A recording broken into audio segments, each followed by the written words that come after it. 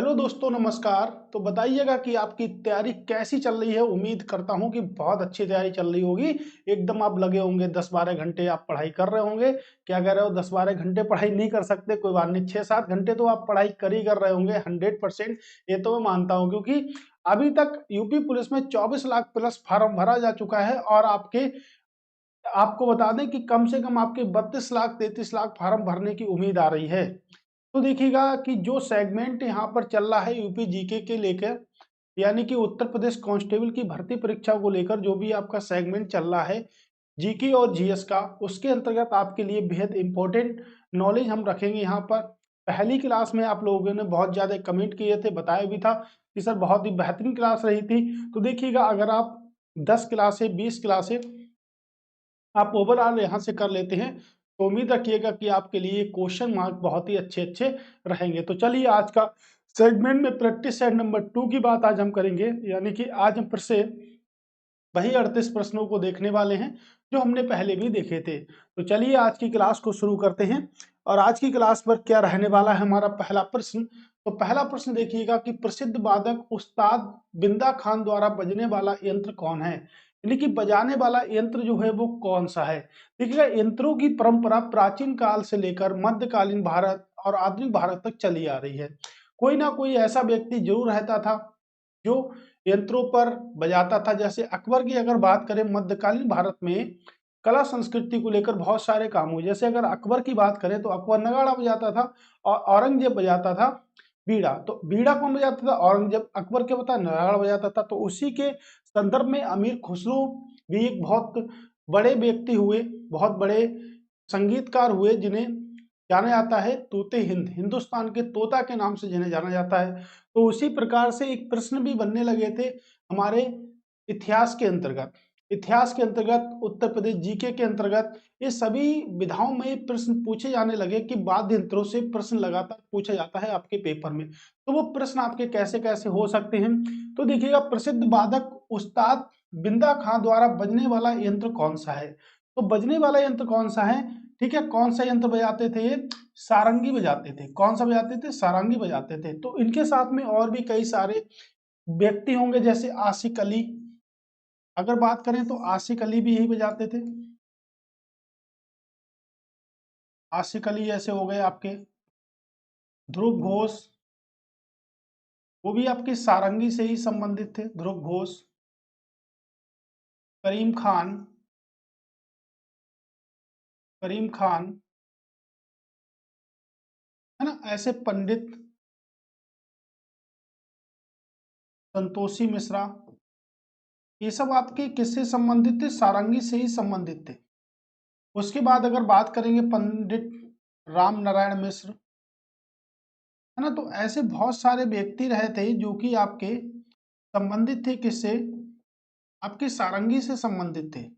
ठीक है। तो इस प्रकार प्रश्न ये भी बन सकता है कि निम्नलिखित में से कौन सा संबंधित नहीं है, कौन सा संबंधित है। तो इसका आंसर क्या होगा आपका? ठीक है, सारंगी। देखिए, कल भी मैंने आपके क्वेश्चन कराए थे, वो भी वेरी वेरी मोस्ट इंपोर्टेंट थे। 38 क्वेश्चन देखे थे। आज के सेट में भी हम 38 क्वेश्चनों को देखेंगे कि भारतीय परिषद अधिनियम 1892 के पारित होने के दौरान निम्नलिखित में से कौन सा भारत का गवर्नर जनरल या वायसराय था। ठीक है। देखिए, भारत में सबसे पहले गवर्नर जनरल की जगह बंगाल के गवर्नर को बनाया गया था। बंगाल के गवर्नर के बाद बंगाल के गवर्नर जनरल को बनाया गया था। फिर बंगाल के गवर्नर जनरल को हटाकर भारत का गवर्नर जनरल बना दिया गया। अब भारत के गवर्नर जनरल को हटाने के बाद भारत के वायसराय बना दिया गया। तो वायसराय को समस्त शक्तियां दे दी गई, यानी कि जो भी वायसराय था उसको समस्त शक्तियां प्रोवाइड करा दी गई। ठीक है। तो देखिएगा, अगर हम एक्ट बात करें 1858 के एक्ट अधिनियम की, अगर हम बात करें 1858 के अधिनियम की, अगर हम बात करें यहाँ से, तो हम 1858 के अधिनियम में देख सकते हैं कि जब 1858 के अधिनियम की बात हम करेंगे यहाँ से, तो देखिएगा 1858 के अधिनियम के अंतर्गत क्या किया गया। भारत के गवर्नर जनरल को, भारत के गवर्नर जनरल को भारत का वायसराय बना दिया गया। भारत के गवर्नर जनरल को क्या बना दिया गया? भारत का वायसराय बना दिया गया। तो गवर्नर जनरल अब क्या हो गया? भारत का वायसराय हो गया। तो पॉइंट तो आप एक ये याद कर लीजिएगा कि जो भारत का गवर्नर जनरल था वो भारत का क्या हो गया, वायसराय हो गया। तो यहाँ पर क्या था, वायसराय हो गया। 1858 के अधिनियम से पहले जो भी गवर्नर जनरल थे वो सब 1858 के अधिनियम के बाद क्या हो गए, वायसराय हो गए आपके। ठीक है। और पहले व्यक्ति कौन बने, तो Lord Canning. Lord Canning Bharat के पहले वायसराय बने थे। अब इन सभी का एक पॉइंट आपको याद रखना, अगर इन सभी का शासन टाइम, अगर इन सभी वायसराय का शासन टाइम अगर आपको याद होता है, इन सभी वायसराय का शासन टाइम अगर आप लोगों को अच्छे से याद होता है तो आप इसमें बिल्कुल भी संकोच नहीं करेंगे और अच्छे से प्रश्नों को निकाल भी देंगे। जैसे लॉर्ड कर्जन, लॉर्ड कर्जन के अगर शासन काल की बात करें, 1899 से लेकर 1905 तक लॉर्ड कर्जन का शासनकाल था। उसके बाद लैंस डाउन की बात करेंगे तो 1888 से लेकर 1894 तक। उसके बाद लॉर्ड हॉर्डिंग द्वितीय की बात करेंगे तो 1910 से लेकर 1916 तक लॉर्ड हॉर्डिंग द्वितीय का शासनकाल था। एलन बारो की बात करेंगे तो 1842 से लेकर 1844 तक। ठीक है। अब देखिए कल भी मैंने आपको 4 पढ़ाए थे, आज भी मैं आपको 4 ही पढ़ा रहा हूं। कर्जन इसमें डबल हो गया, कल वाले क्वेश्चन में भी कर्जन था। कर्जन के समय में क्या हुआ था, बंगाल का विभाजन हुआ था। सबसे इंपॉर्टेंट पॉइंट है बंगाल का विभाजन। तो देखिएगा बंगाल का विभाजन हुआ था, कब हुआ था बंगाल का विभाजन, 16 अक्टूबर 1905 को बंगाल का विभाजन हुआ था। डेट आप याद रखिएगा, डेट आप जरूर याद रखिएगा कि बंगाल का विभाजन कब हुआ, 16 अक्टूबर 1905 को बंगाल का क्या हुआ था, विभाजन हुआ था। ठीक है। ये बंगाल का यहां से क्या हो गया था, विभाजन हो गया था। अगर मैं बात करूंगा कि और भी अगर बात करेंगे तो लॉर्ड कर्जन के समय में विश्वविद्यालय अधिनियम आया था। भारतीय विश्वविद्यालय, भारतीय विश्वविद्यालय अधिनियम भी किसके समय में आया था, भारतीय विश्वविद्यालय अधिनियम 1904 किसके समय में आया था, तो आपकी अगर बात करेंगे तो लॉर्ड कर्जन के समय में भारतीय विश्वविद्यालय अधिनियम भी आया था और बंगाल का विभाजन लॉर्ड कर्जन के समय हुआ था। उसके बाद अगर लॉर्ड लैंसलॉट की बात करेंगे, लैंसडाउन की बात करेंगे तो देखिएगा यही हमारा आंसर होगा। ठीक है, यही हमारा क्या होगा, आंसर होगा, जिनका शासनकाल 1888 से लेकर 1894 तक यानी 6 वर्षों तक ये वायसराय रहे थे। ठीक है। इन्हीं के समय में 1892 की तारीख देखिएगा फंस रही है, तो ये अधिनियम किसके समय में आया होगा, इन्हीं के समय में आया। मैंने आपको कल भी बताया था कि अगर हमारे क्वेश्चन, अगर हमारे टोटल क्वेश्चन में वायसराय से अगर क्वेश्चन आपके आता है तो अगर हमें उसमें टाइम याद है ना, अब इसमें 1893 से कोई क्वेश्चन पूछ लिया जाए, और कल मैंने आपको बताया था क्वेश्चन पूछे जाते हैं तो उसमें क्वेश्चन के आगे टाइमिंग भी लिखी जाती है कि किस समय वो हुआ था, किस वर्ष में वो हुआ था। तो इन सभी पर अगर बातों को ध्यान में रखेंगे तो अच्छे से कॉन्सेप्ट क्वेश्चन बनेंगे हमारे पेपर में।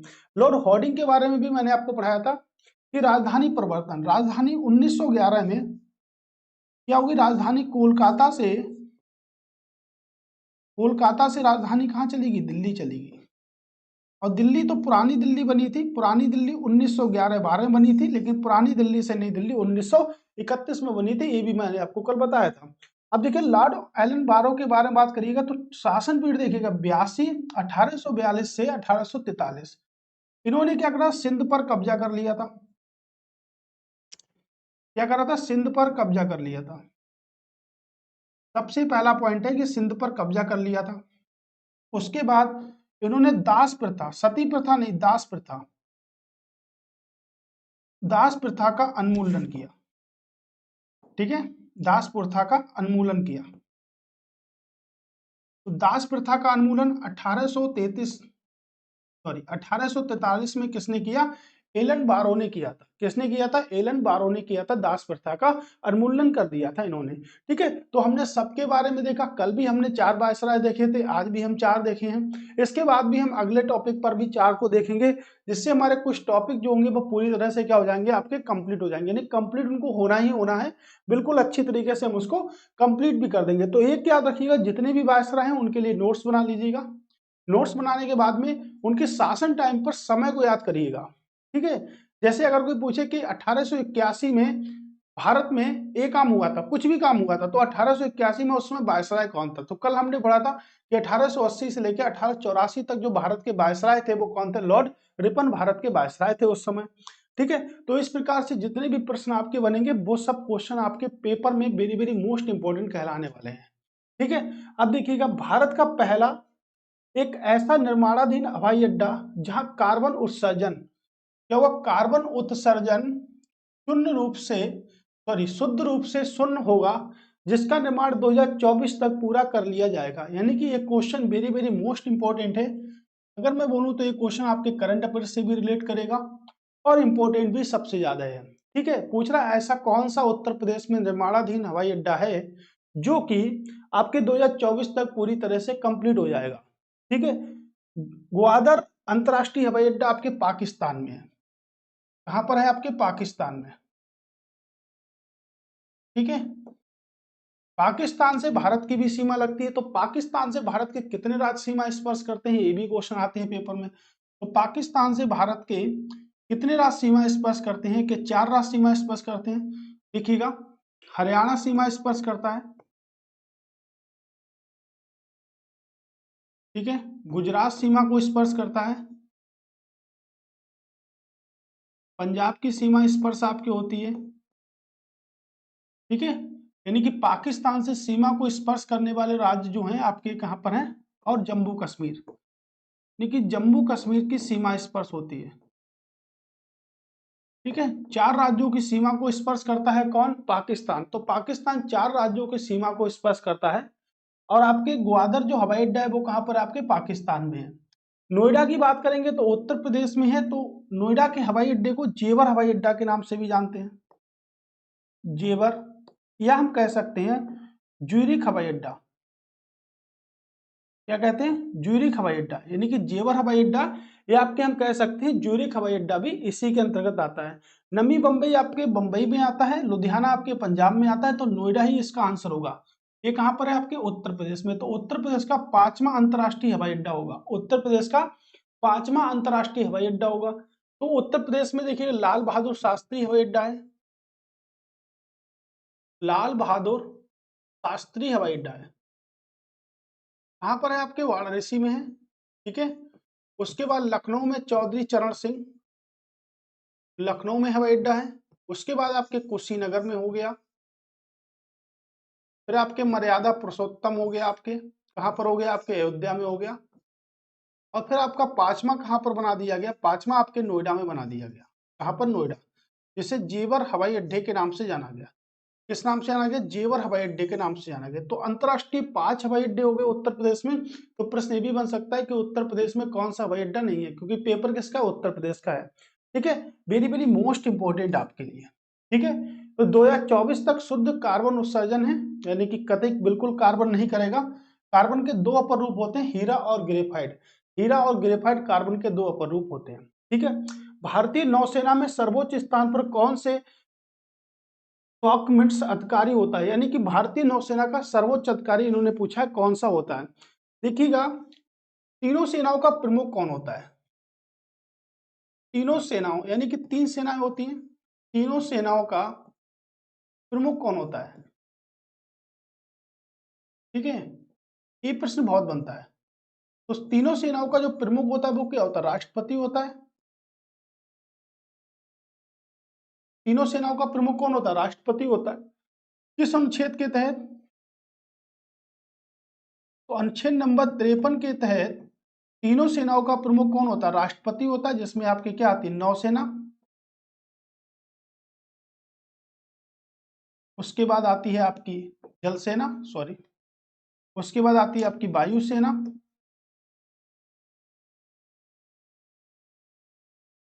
ठीक है, और एक आपकी आती है नौसेना, वायुसेना। और उसके बाद अगर हम बात करें तो आपकी 3 सेनाएं होती हैं, यानी कि इसको आर्मी कह देंगे,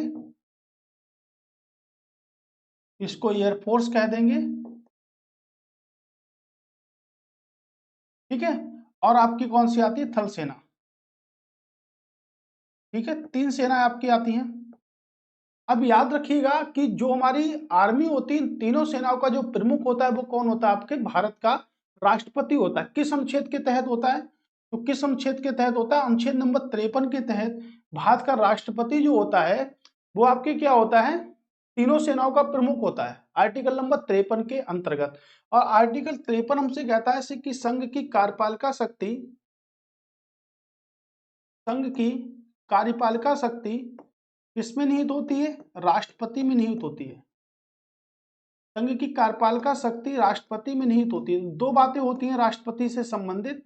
एक तो आपका राष्ट्रपति से संबंधित इसमें होता है कि संघ की कार्यपालिका शक्ति राष्ट्रपति में निहित होती है, और आपका जो संघ, जो तीनों सेनाओं का जो प्रमुख होता है, जो प्राधिकारी अधिकारी जो होता है वो कौन होता है? राष्ट्रपति होता है। तीनों सेनाओं का प्रमुख, जल थल वायु जो सेनाएं हमारी होती हैं उन तीनों सेनाओं का प्रमुख कौन होता है? आपका राष्ट्रपति होता है। ठीक है, जल सेना नहीं होती है भाई। तो इसका अधिकारी नौसेना का कौन होता है? आपका एडमिरल होता है। कौन होता है? एडमिरल होता है। ठीक है, आप याद रखिएगा, वेरी वेरी मोस्ट इंपोर्टेंट है। अगर हम बात करें कि राष्ट्रपति तो होगा, राष्ट्रपति देश का सर्वोच्च नागरिक होता है, और राष्ट्रपति भारत का क्या होगा? एक राष्ट्रपति होगा। तो भारत का एक राष्ट्रपति होगा, आर्टिकल नंबर 52 के अंतर्गत कहा जाता है कि भारत में एक राष्ट्रपति होगा जो देश का प्रथम नागरिक होगा। ठीक है, देश का कैसा होगा? आपके प्रथम नागरिक भी होगा। ओके, नेक्स्ट प्रश्न, उद्बोधन एक बंगाली प्रकाशन का श्रेय किसे दिया जाता है? रविन्द्रनाथ टैगोर को। उद्बोधन एक समाचार पत्र था जो बंगाली भाषा में प्रकाशित होता था। अगर पूछा जाए किस भाषा में प्रकाशित होता था, तो बंगाली भाषा में। का श्रेय किसे दिया? रविन्द्रनाथ टैगोर। रविन्द्रनाथ टैगोर की अगर हम बात करेंगे तो देखिएगा, इन्होंने एक पुस्तक लिखी थी जिसको कहते हैं गीतांजलि। कौन सी पुस्तक लिखी थी? गीतांजलि। और गीतांजलि से क्या किया गया? राष्ट्रगान को लिया गया। वह राष्ट्रगान जो हम गाते हैं 52 सेकंड में, कितने सेकंड में गाते हैं? 52 सेकंड में राष्ट्रगान गाते हैं। क्या राष्ट्रगान को हम 52 सेकंड में गाते हैं? क्या कहते हैं? जनगण मन कहते हैं। और गीतांजलि के लिए ही पहला पुरस्कार दिया गया था एशिया में प्रथम पुरस्कार विजेता रविन्द्रनाथ टैगोर, जिन्हें साहित्य में पुरस्कार मिला था। क्योंकि नोबेल पुरस्कार 6 कैटेगरीज में दिया जाता है, जिसमें से पूरी एशिया यानी कि 48 देशों में सबसे पहले पुरस्कार विजेता जो थे वो कौन थे? आपके रविन्द्रनाथ टैगोर सबसे पहले पुरस्कार विजेता थे जिन्हें गीतांजलि पुस्तक के लिए मिला था। ठीक है, 52 सेकंड में हम इसको गा देते हैं, 52 सेकंड में राष्ट्रगान को गाते हैं। भाई अगर हम राष्ट्रगीत की अगर बात करें तो वंदे मातरम राष्ट्रगीत बंकिम चंद्र चटर्जी की पुस्तक आनंद मठ से लिया गया। आनंद मठ की सबसे पहले चर्चा सन्यासी विद्रोह में की गई थी। तो सन्यासी विद्रोह और आनंद मठ को हम एक ही बात में कह सकते हैं। ठीक है, तो देखिएगा, राष्ट्रगान को भारतीय संविधान ने 24 जनवरी 1950 को अपनाया था। 24 जनवरी 1950 को भारतीय राष्ट्रीय गान को अपनाया था, राष्ट्रगीत को इसी दिन अपनाया था। और इसी दिन राष्ट्रपति डॉक्टर राजेंद्र प्रसाद ने भारत के पहले राष्ट्रपति के रूप में शपथ भी ग्रहण की थी।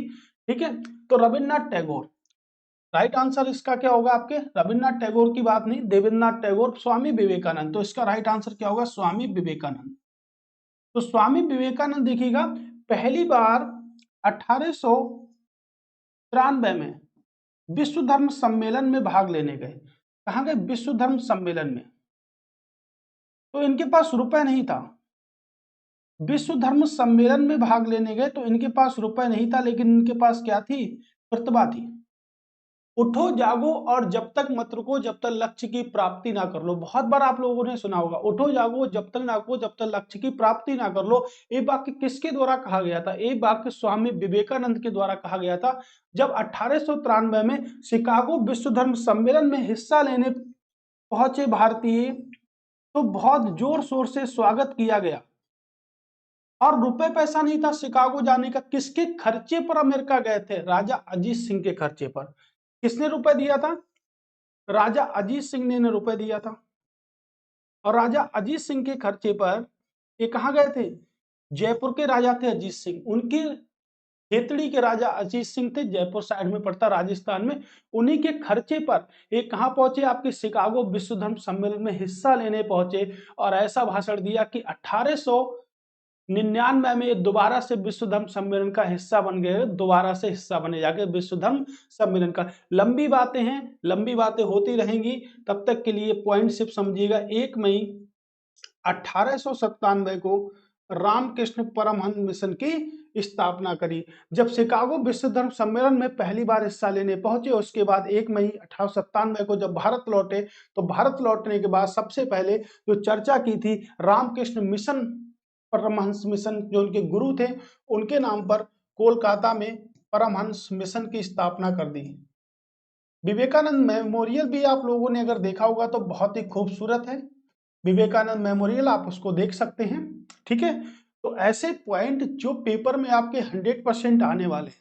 ठीक है, जैसे राष्ट्रीय गान का जो तिरंगा हमारा होता है उसका अनुपात कितना होता है, 3/2, उसका अनुपात कितना, 3/2 उसका अनुपात होता है। ठीक है, तो ऐसे प्रश्न जो आपके पेपर में सबसे अच्छे तरीके से पूछे जाएंगे, उन्हीं प्रश्नों की चर्चा करेंगे। ठीक है, 10, 15, 20 प्रतिशत लगाते रहेंगे और चर्चा उनकी करते रहेंगे।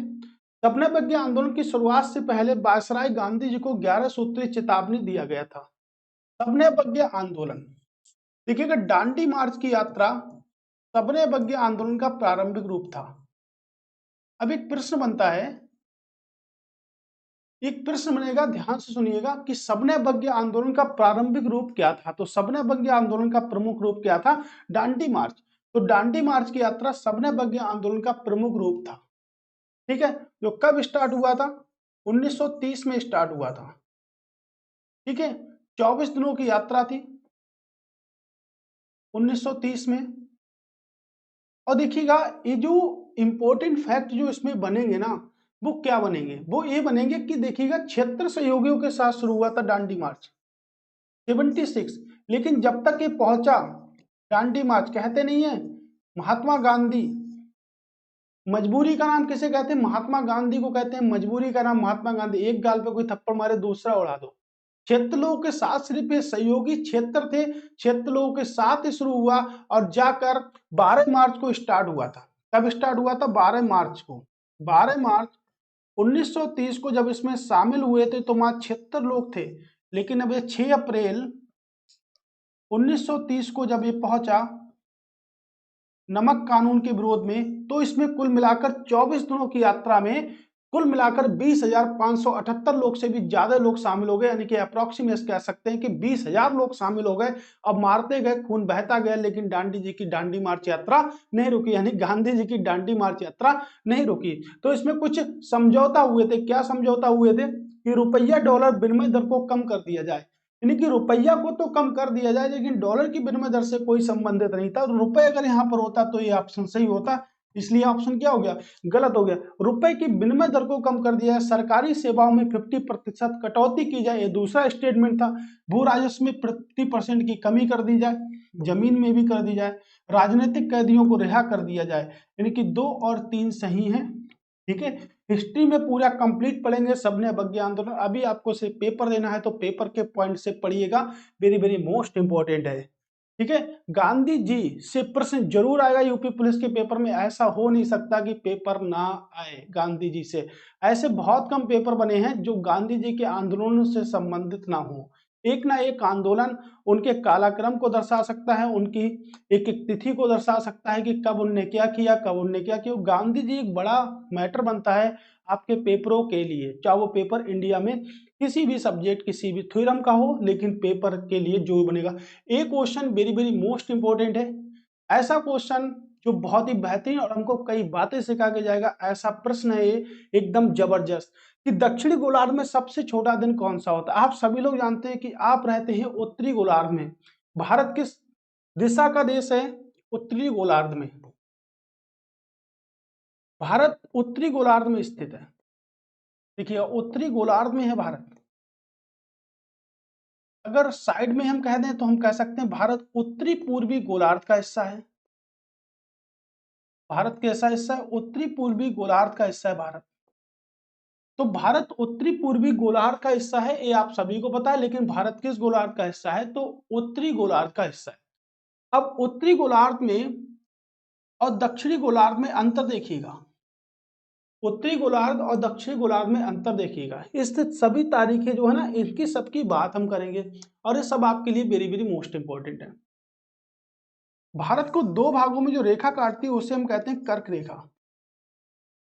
भारत को दो भागों में जो रेखा काटती है उसे हम कहते हैं कर्क रेखा। और कर्क रेखा का जो एंगल होता है, ठीक है, कर्क रेखा का जो एंगल होता है वो 23.5 डिग्री नॉर्थ में होता है, 23.5 डिग्री उत्तरी एंगल होता है। जो कर्क रेखा भारत को दो भागों में काटती है, कर्क रेखा क्या करती है, भारत को दो भागों में काटती है, जिसका एंगल जो होता है 23.5 डिग्री नॉर्थ होता है। एक मकर रेखा आपकी होती है, मकर रेखा जो होती है उसका 23.5 डिग्री एंगल तो होता है, लेकिन 23.5 डिग्री एंगल जो होता है वो साउथ में होता है, यानी कि दक्षिण में होता है। एक आपकी भूमध्य रेखा होती है जो विश्व के मानचित्र को दो भागों में काटती है, भूमध्य रेखा, जिसका एंगल होता है 0 डिग्री, जिसे हम अक्षांश रेखा भी कहते हैं। किस रेखा के नाम से जानते हैं, अक्षांश रेखा के नाम से जानते हैं, और अगर कहें तो विषुवत रेखा के नाम से भी जानते हैं। इंग्लिश में एक शब्द प्रयोग होता है मेडिटेरियन लाइन, ठीक है, विषुवत रेखा के नाम से जानते हैं। ये सभी रेखाएं जो होती हैं आपके, ये सब सेम रेखाएं होती हैं, ठीक है, ये सब क्या होती हैं आपकी, सेम रेखाएं होती हैं, राइट। अब देखिएगा कि कर्क रेखा दो भागों में, भारत के दो भागों में विभाजित करती है, भूमध्य रेखा भारत को दो भागों में विभाजित करती है, इसका एंगल 0 डिग्री होता है, इसका एंगल 23.5 डिग्री नॉर्थ में होता है, मकर रेखा 23.5 डिग्री साउथ में होती है। अब ये सूर्य के लंबवत पड़ती है, क्या पड़ती है, सूर्य के लंबवत पड़ती है। अब देखिएगा ये 21 जून को सूर्य के लंबवत होगी, यानी कर्क रेखा सूर्य के लंबवत 21 जून को होगी, समझिएगा, 21 जून को सूर्य के लंबवत होगी आपकी कर्क रेखा। अब देखिए भारत उत्तरी गोलार्ध में थे, तो भारत में 21 जून को क्या होता है, 21 जून को बनाते हैं अंतर्राष्ट्रीय योग दिवस। क्या बनाते हैं, अंतर्राष्ट्रीय योग दिवस।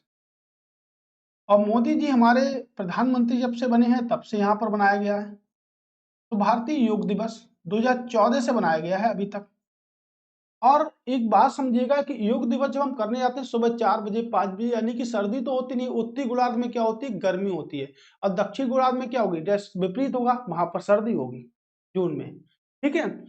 अब कर्क रेखा देखिएगा, कर्क रेखा 22 दिसंबर को सूर्य के लंबवत होती है, और भारत में 22 दिसंबर को क्या होती है, भाई 22 दिसंबर को भारत में क्या होती है, सर्दी होती है, और दक्षिणी गोलार्ध में क्या होगी, गर्मी होगी। 23 सितंबर ये देखिएगा, यहाँ पर भूमध्य रेखा, एक तो तारीख निकलती है 21 मार्च की,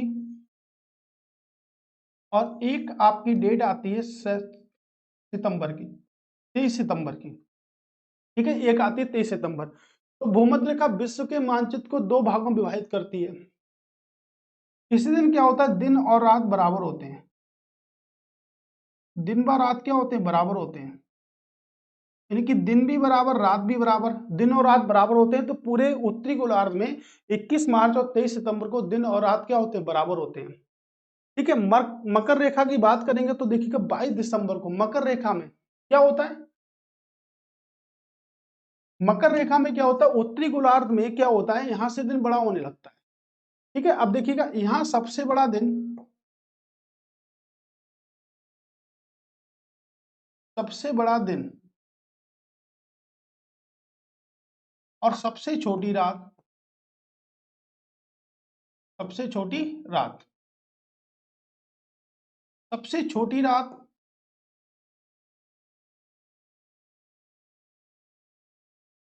और सबसे बड़ा दिन, ठीक है, एक सेकेंड, ठीक है, ये समझिएगा यहां से, यहां से, ठीक है, मिक्स हो गया। 23 सितंबर, देखो सबसे बड़ा दिन 21 जून को यहां से दिन क्या होने लगता है, बड़ा होने लगता है, ठीक है। याद रखिएगा 21 जून से दिन बड़ा होने लगेगा, छोटा होने लगेगा, ठीक है। प्रश्न है कि सबसे छोटा दिन कौन सा होता है दक्षिण गोलार्ध में, तो दक्षिण गोलार्ध से ठीक विपरीत होगा, ठीक है, क्या होगा, ठीक विपरीत होगा। ऐसे मत, ऐसे समझिएगा, जैसे 21 जून होगा, सूर्य के लंबवत होगी आपकी कर्क रेखा, ठीक है, सूर्य के लंबवत क्या होगी, कर्क रेखा, मकर रेखा क्या होगी, सूर्य के लंबवत आपकी हो गई। अब देखिएगा दिसंबर, हमने यहां से सुना है कि 25 दिसंबर को दिन बड़ा होता है, लेकिन आप तो यहाँ पे 22 दिसंबर बता रहे हैं, तो भाई 22 दिसंबर से दिन क्या होता है, बड़ा होने लगता है। 22 दिसंबर से उत्तरी गोलार्ध में दिन क्या होने लगता है, बड़ा होने लगता है। तो 22 दिसंबर जब उत्तरी गोलार्ध में दिन बड़ा होने लगेगा, तो भाई सबसे छोटा दिन कब होगा, 22 दिसंबर को ही तो होगा, सबसे छोटा दिन क्या होगा, 22 दिसंबर को होने लगेगा, राइट। तो 22 दिसंबर को सबसे छोटा दिन होने लगेगा, कहां पर, क्योंकि यहां पर बड़ा होता है, तो यहां पर क्या होगा, छोटा दिन होगा, यानी कि आंसर क्या होगा, 22 दिसंबर। तो मकर रेखा के स्टोरी पर ये चलेगा, ठीक है, याद रखिएगा इस बात को। बाकी मैंने आपको सब बताए। अनुसूचित जनजाति के संरक्षण के लिए एक क्षेत्र को अनुसूचित क्षेत्र के रूप में घोषणा शक्ति किसके पास होती है, यानी कि घोषणा करने की शक्ति किसके पास होती है। अनुसूचित जनजाति के संरक्षण के लिए एक क्षेत्र को अनुसूचित क्षेत्र के रूप में घोषणा करने की शक्ति किसके पास होती है, भारत के प्रधानमंत्री के पास। अगर आर्टिकल नंबर 75 की बात करें, आर्टिकल नंबर 75 की बात करें तो राष्ट्रपति प्रधानमंत्री की नियुक्ति करेंगे, राष्ट्रपति प्रधानमंत्री की नियुक्ति करेंगे।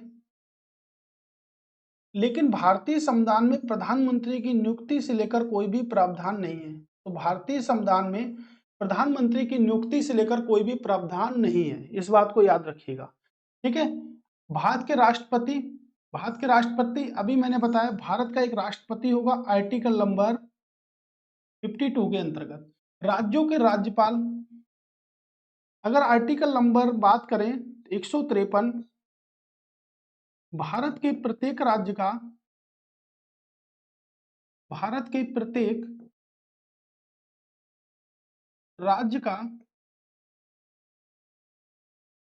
एक राज्यपाल होगा, प्रत्येक राज्य का एक राज्यपाल होगा। भारत के प्रत्येक राज्य का क्या होगा, एक राज्यपाल होगा। आर्टिकल नंबर 153 हो गया। अब आर्टिकल नंबर अगर 155 की बात करें तो राज्यपाल की नियुक्ति कौन करेंगे, राष्ट्रपति करेगा, ये राष्ट्रपति करेंगे। राज्यपाल की नियुक्ति कौन करेंगे, तो राज्यपाल की नियुक्ति करेंगे राष्ट्रपति जी करेंगे। ठीक है, महामहिम जी करेंगे। तो आर्टिकल नंबर 155, आर्टिकल नंबर 153, ठीक है, दोनों में अंतर देखिएगा आप लोग। ठीक है, दोनों में अंतर देखिएगा। उसके भारत के उपराष्ट्रपति, तो भारतीय संविधान का आर्टिकल नंबर 63 क्या कहता है, भारत में एक उपराष्ट्रपति पद होगा, भारत में क्या होगा, उपराष्ट्रपति का पद होगा, आर्टिकल नंबर 63। ठीक, याद रखिएगा। ठीक है, तो इसका आंसर क्या होगा, भारत के राष्ट्रपति को यह शक्ति है कि वह किसी भी क्षेत्र को अनुसूचित क्षेत्र घोषित कर सकता है। और आर्टिकल नंबर यहां पर प्रयोग जो किया जाएगा 244A, यानी कि 244 रोमन में भी लिख सकते हैं, इस आर्टिकल का प्रयोग किया जाएगा किसी भी क्षेत्र को अनुसूचित क्षेत्र घोषित करने के लिए। ठीक है, याद रखिएगा इस बात को। चलिए नेक्स्ट प्रश्न की अगर बात करें कि काली मिट्टी किस फसल के लिए आदर्श मानी जाती है। काली मिट्टी, जो काली मिट्टी का सबसे ज्यादा विस्तार आपकी दो ही जगह पर है, सबसे ज्यादा की बात कर रहे हैं, यानी कि महाराष्ट्र में है, और महाराष्ट्र के बाद सबसे ज्यादा कहां पर है, गुजरात में। ठीक है, तो काली मिट्टी किस फसल के लिए उपयुक्त मानी जाती है, कपास के लिए उपयुक्त मानी जाती है। अगर मिट्टी की बात करें तो विश्व मृदा दिवस कब बनाते हैं, विश्व मृदा दिवस बनाते हैं 5 दिसंबर को, विश्व मृदा दिवस 5 दिसंबर को बनाते हैं। और अगर बात करें कि भारत में सबसे अधिक विस्तार किस मिट्टी का है, तो हम कह सकते हैं जलोढ़ मिट्टी का सबसे अधिक विस्तार है। और जलोढ़ मिट्टी दो प्रकार की होती है, एक तो होती है पुरानी जलोढ़ मिट्टी जिसे कहते हैं Bhabar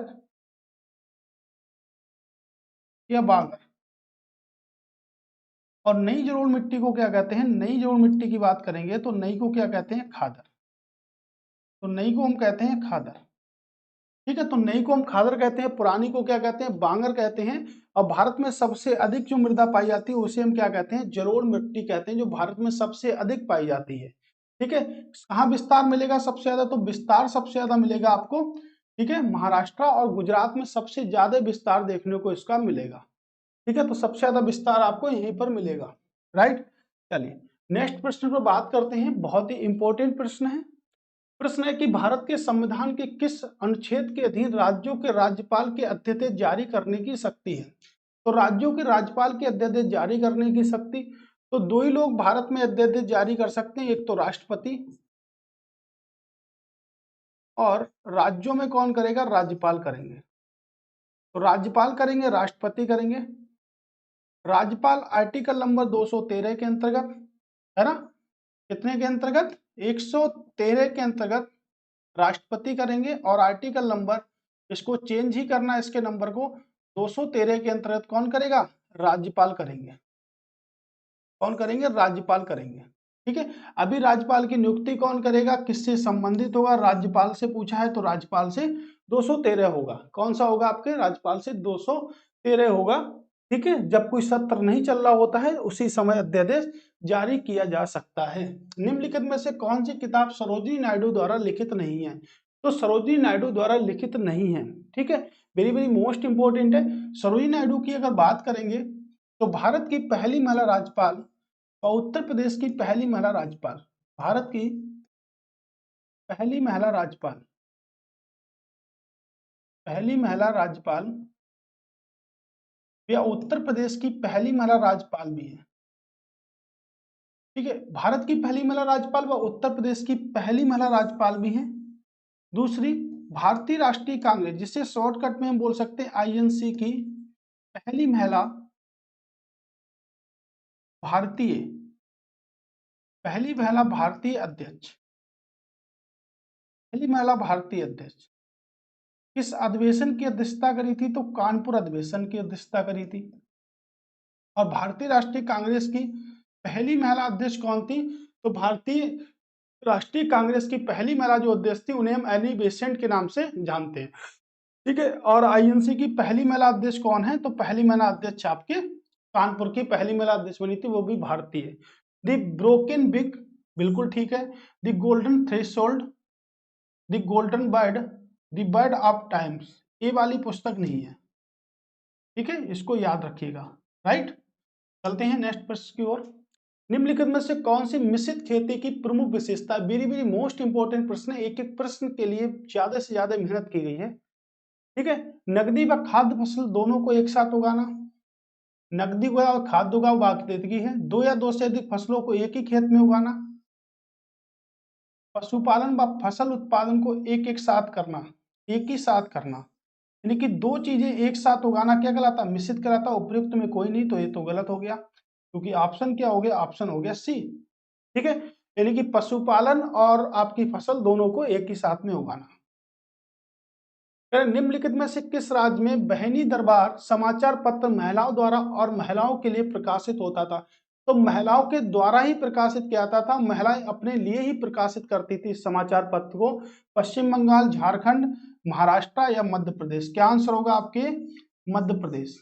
very very most important है, कहां पर आंसर होगा, मध्य प्रदेश में। ऐसा काम कहां पर होगा, आपके मध्य प्रदेश में। जो आपके दरबार याद रख लीजिएगा, बहिनी दरबार। ठीक है, कौन करता था, महिलाएं करती थी, और महिलाएं अपने लिए ही करती थी, कहां पर, आपके मध्य प्रदेश में।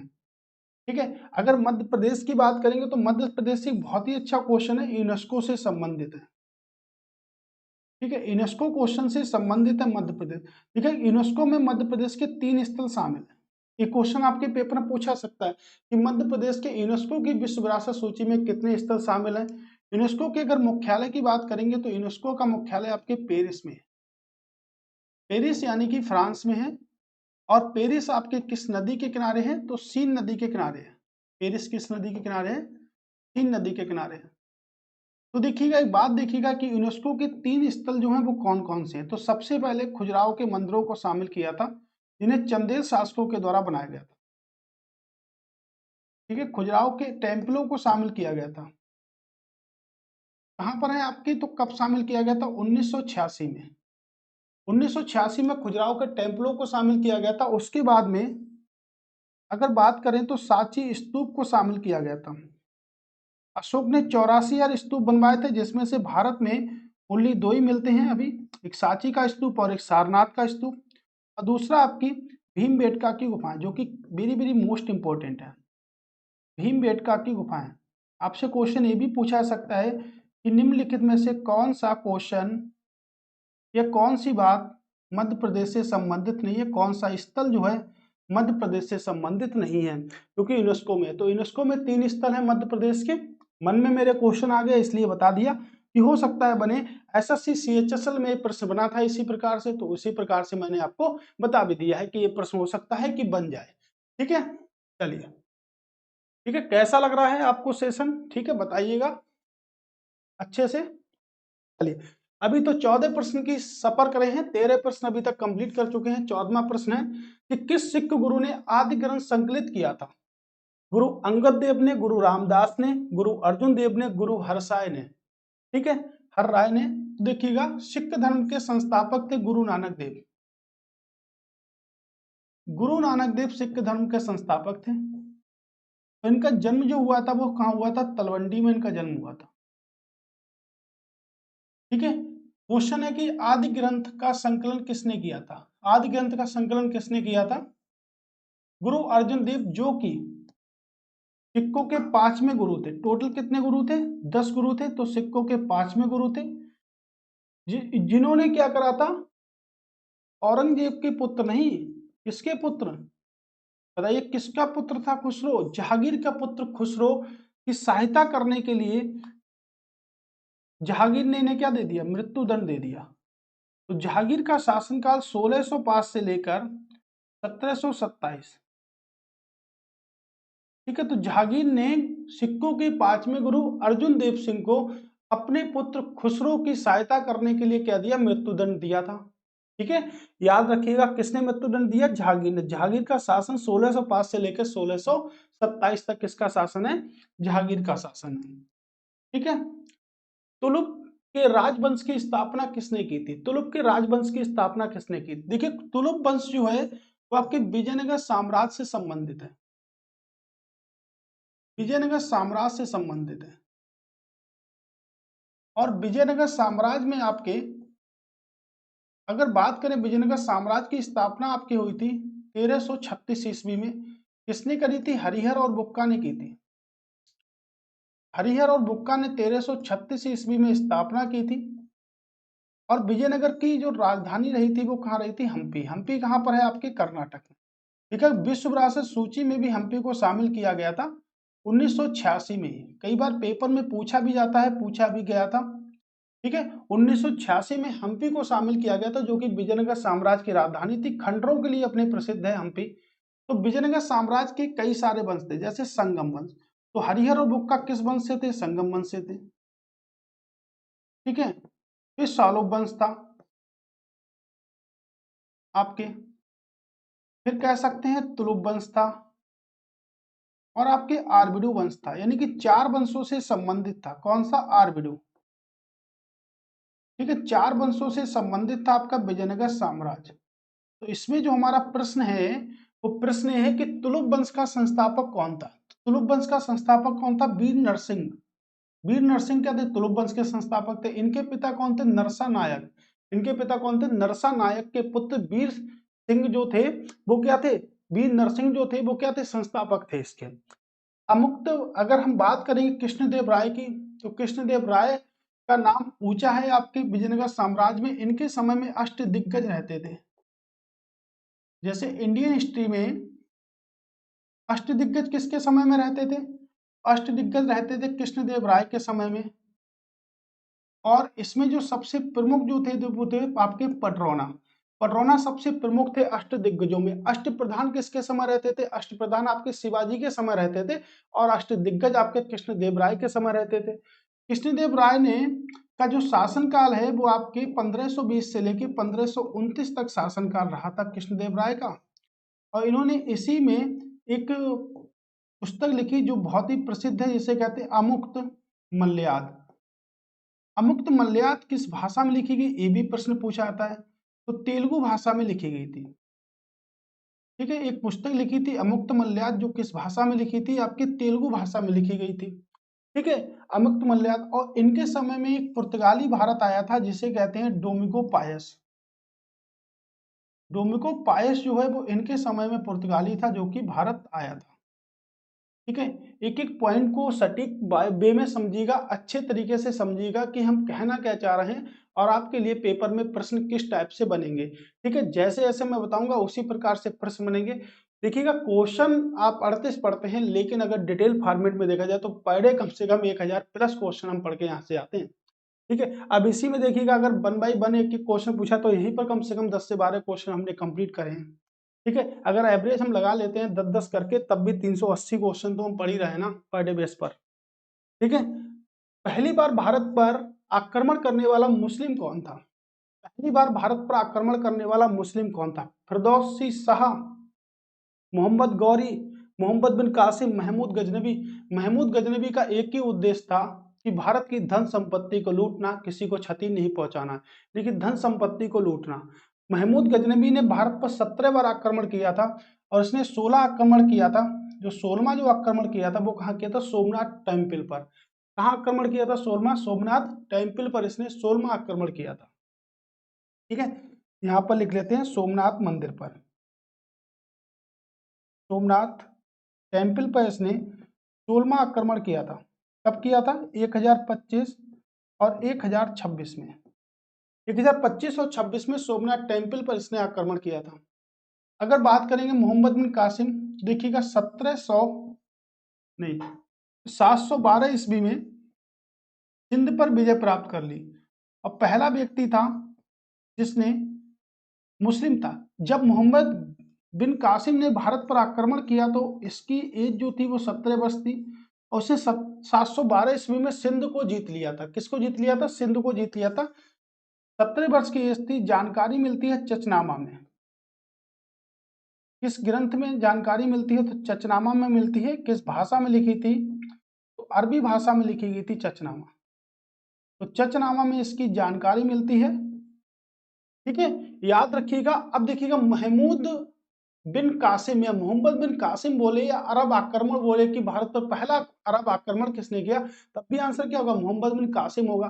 तो मोहम्मद बिन कासिम ने सबसे पहले भारत में जजिया कर की शुरुआत कर दी और इसने पूरे भारत में जजिया कर लगा दिया। लेकिन एक इसके समकक्ष जो राज्य था देवल, ये देवल से जजिया कर नहीं लेता था, तो इसने भारत में क्या कर दिया? जजिया कर लागू कर दिया। जजिया कर की लगातार चलती रही। अकबर आए और अकबर ने जजिया कर को समाप्त कर दिया। लेकिन अकबर के बाद औरंगजेब आया, उसने फिर से जजिया कर लगा दिया। तो जजिया कर पूरी तरह से मोहम्मद शाह रंगीला के समय में समाप्त हुआ था।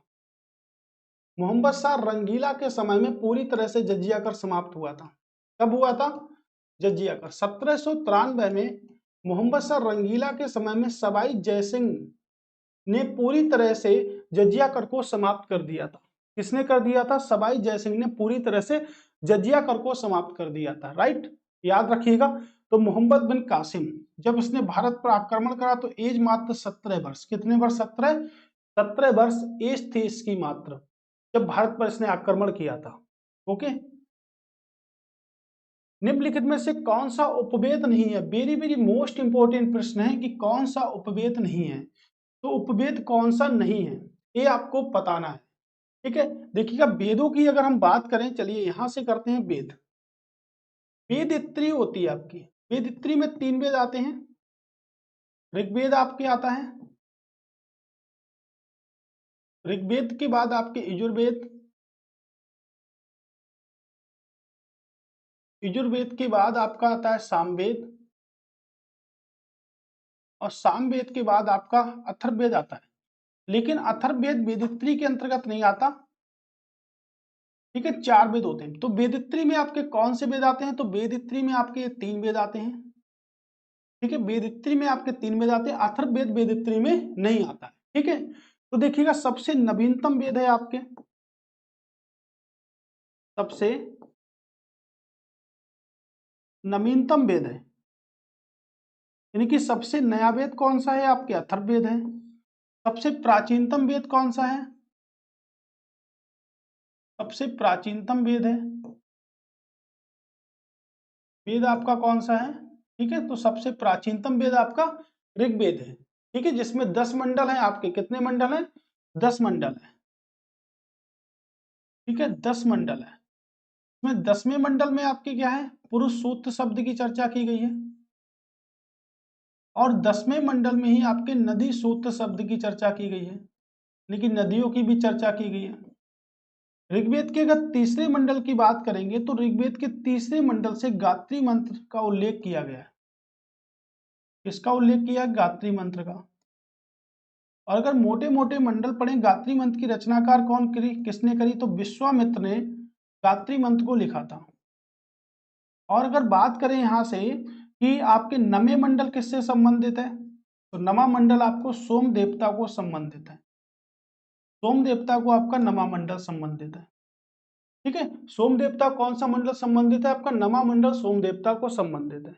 ठीक है, तो ये आपका तीसरा मंडल हो गया, ये आपका नवा मंडल हो गया, राइट। और ये आपका 10वां मंडल हो गया। टोटल मंडल कितने हैं? 10 मंडल हैं।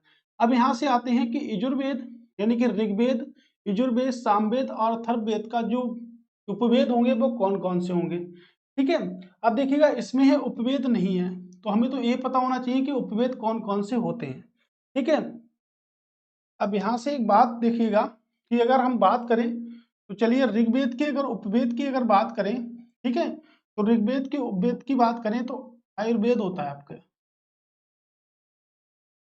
ठीक है, यही से लिख ले रहे हैं। यजुर्वेद की अगर बात करें, यजुर्वेद का कौन सा होगा? आपके धनुर्वेद होगा। ठीक है, उसके बाद सामवेद की अगर बात करें, सामवेद का आपका गंधर्व वेद होगा। और अथर्ववेद की अगर बात करें कि अथर्ववेद का कौन सा होगा, तो अथर्ववेद का आपका शिल्प वेद होगा, जो कि उपवेद हैं आपके। क्या होंगे? शिल्प वेद या ब्रह्म वेद आपका होगा। ठीक है, ये आपके क्या होते हैं? उपवेद होते हैं। तो देखिएगा ये तो आपका उपवेद है, तो ये तो नहीं होगा, ये भी होगा, और शास्त्र वेद भी हो सकता है, तो आपका युगवेद, योगवेद नहीं होगा। ठीक है, ऑप्शन कौन सा होगा आपका? ऑप्शन नंबर डी इसका राइट आंसर है। ठीक है, डी इसका राइट आंसर है। तो यजुर्वेद का, आयुर्वेद, धनुर्वेद और आपका गंधर्व वेद, सोमवेद का और आपके अथर्ववेद का तो आपको पता ही हो गया कि ये वाला हमारा आंसर होगा। ठीक है, नेक्स्ट, पर्वत शिखर सैडल पीक कहाँ स्थित है? तो सैडल पीक देखिएगा कहाँ पर स्थित है। अब देखिए सर्वोच्च चोटी है, सर्वोच्च चोटी है। कहाँ की सर्वोच्च चोटी है आपके? सैडल पीक जो है वो आपके सर्वोच्च चोटी है, लेकिन कहाँ की सर्वोच्च चोटी है? तो बंगाल की खाड़ी में स्थित, बंगाल की खाड़ी में। अब आप बता दीजिएगा बंगाल की खाड़ी में स्थित है, तो ऐसा कौन सा इसमें है जो बंगाल की खाड़ी में? कहाँ की सर्वोच्च चोटी है आपकी? सैडल पीक जो है वो आपकी सैडल अंडमान निकोबार द्वीप समूह है, अंडमान निकोबार द्वीप समूह के बंगाल की खाड़ी में पड़ता है। ठीक है, देखिएगा अगर यहाँ से अगर बात करें, यहाँ से अगर बात करें यहाँ से, तो देखिएगा ये आप क्या है? Bay of Bengal, bay of Bengal यानी कि बंगाल की खाड़ी है ये। क्या आपके बंगाल की खाड़ी है, और यहाँ पर आपके क्या है? यहाँ से अगर यहाँ पर अगर रो देंगे थोड़ा सा तो क्या गिरेगा? आपका आंसू गिरेगी। यानी कि यहाँ पर क्या आपका? ये श्रीलंका, तो इसी के बीच में क्या है आपके? ठीक है, पाक जलडमरू मध्य है ये क्या? पाक जलडमरू मध्य जो भारत व श्रीलंका से होता है। और ये क्या है? आपके अंडमान निकोबार का एरिया है। ये क्या है? आपके अरब सागर है। और अरब सागर में कौन सा द्वीप है आपके? लक्षद्वीप है। लक्षद्वीप किस सागर में पड़ेगा आपके? अरब सागर में पड़ेगा। अब देखिए कन्याकुमारी है, तमिलनाडु में क्या कन्याकुमारी है, तो तीन सागरों का संगम है, एक सागर, दो सागर और आपके तीन सागर। यहाँ पर कौन सा सागर है आपके? हिंद महासागर। तो तीन हस्बैंड हैं आपके, कन्या लेकिन फिर भी कुमारी है। पतिदेव कितने हैं उसके? तीन है। ठीक है, कन्या फिर भी कुमारी है, पतिदेव कितने हैं? तीन है। ठीक है, इसको याद रखिएगा, पतिदेव कितने हैं? तीन। सैडल पीक अंडमान निकोबार द्वीप समूह की सबसे ऊंची चोटी है। निम्नलिखित देशों में से किस एक के देशों में से भूमध्य रेखा गुजरती है? यानी कि भूमध्य रेखा कितने देशों से गुजरती है? प्रश्न तो यही बनता है हमारा। ठीक है, तो देखिएगा मेडिटेरियन लाइन, ठीक है, भूमध्य रेखा कितने देशों से गुजरती है? 13 देशों से। 13 देशों से गुजरती है भूमध्य रेखा। 13 देशों में 3 महाद्वीपों से गुजरती है। 13 देशों में 3 महाद्वीपों से गुजरती है। 3 महाद्वीप कौन कौन से? एशिया महाद्वीप, अफ्रीका महाद्वीप और आपके दक्षिण अमेरिका महाद्वीप से गुजरती है। उत्तरी अमेरिका से नहीं गुजरती, दक्षिण अमेरिका से गुजरती है। ये भी पूछा सकता है किस महाद्वीप से नहीं गुजरती है।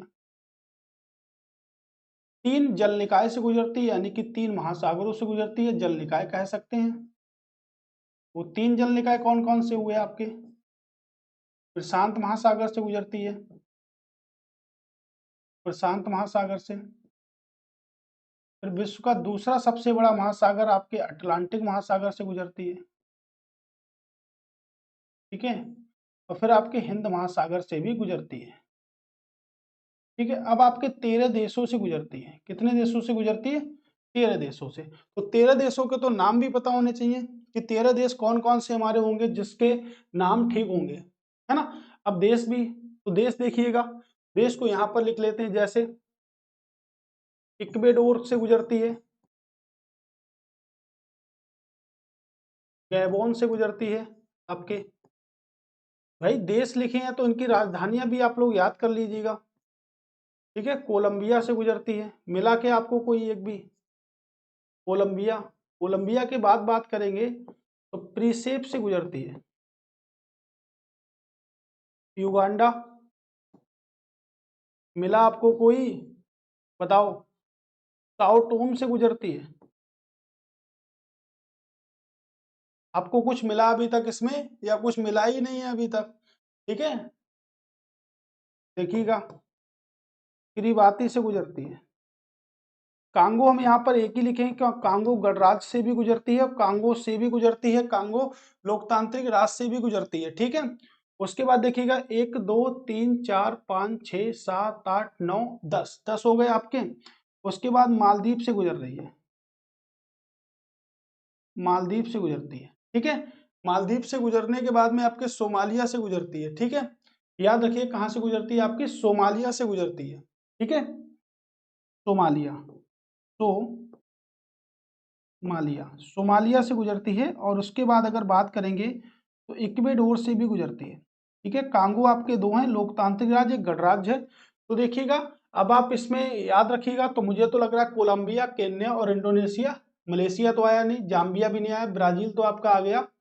ठीक है, ब्राजील उसमें लिख लीजिएगा, ब्राजील है आपके। सूडान नहीं है, मलेशिया भी नहीं है, इथोपिया नहीं है, वेनेजुला नहीं है, इंडोनेशिया तो है इसमें, लेकिन यहाँ पर इंडोनेशिया है दे रखा है। तो आपका जे वाला ऑप्शन जो होगा वो एकदम राइट बैठेगा, ए वाला ऑप्शन एकदम राइट बैठेगा। याद रखिएगा इस बात को, बिल्कुल नोट डाउन कर लीजिएगा। एक से एक बेहतरीन प्रश्न, स्क्रीनशॉट ले सकते हैं आप इसको। ठीक है, आप इसमें ब्राजील नहीं लिखा तो इसमें कहीं ना कहीं आपको ब्राजील भी कर लेना है। ठीक है, ब्राजील भी आपको कर लेना है। ठीक है, चलिए अगला प्रश्न क्या कहता है कि हेमिस गोम्पा नामक मठ कहाँ पर स्थित है? कहाँ पर स्थित है? बहुत ही सरल है, बौद्ध धर्म से संबंधित है। कहाँ पर स्थित है? लद्दाख में स्थित है। भारत का सबसे ऊंचा नेशनल पार्क आपके लद्दाख में, जिसे क्या कहते हैं? Hemis national park. Hemis national park आपके कहाँ पर है? लद्दाख में। ठीक है, जो विश्व का सबसे अधिक ऊंचाई पर है। किसके लिए प्रसिद्ध है? तो हिम तेंदुए के लिए प्रसिद्ध है।